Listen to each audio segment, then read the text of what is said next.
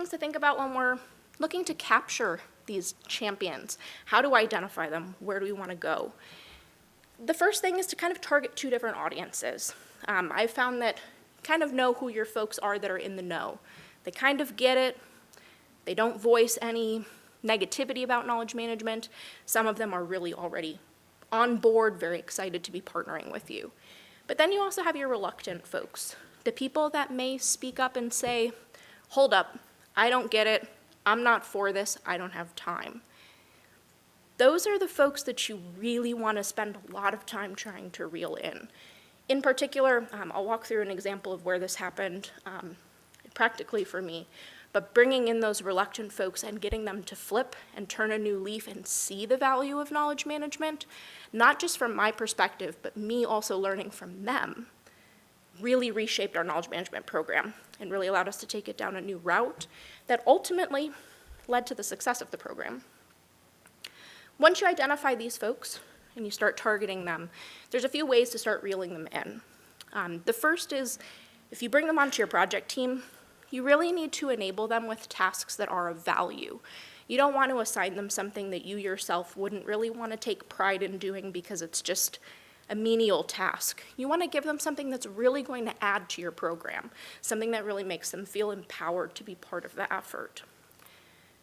You can also look to charge them with leading specific components. So you could break your project down by work streams and have one of your champions lead one of those work streams.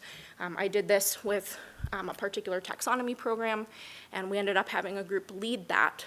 And the amount of engagement we got from having that champion lead that, as opposed to how our knowledge management team was leading that, it was night and day, because they were able to relate more to their colleagues than we could, because they could see the day-to-day, whereas we were sitting up in corporate, not doing the day-to-day stuff that they were doing.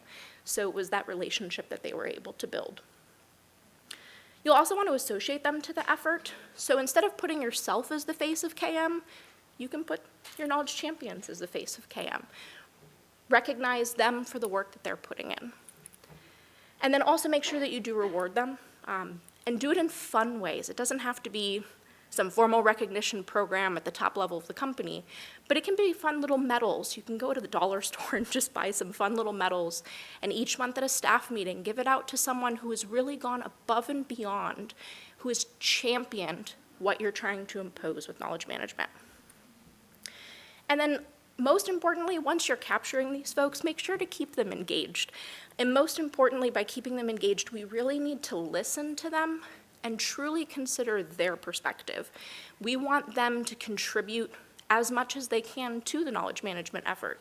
And they're often bringing about a perspective that we don't have, whether it's from doing the day-to-day in the business or being a little bit removed from the day-to-day of knowledge management. So by giving their perspective, we're able to reshape some of our programs in ways that become more effective for the audience we're targeting.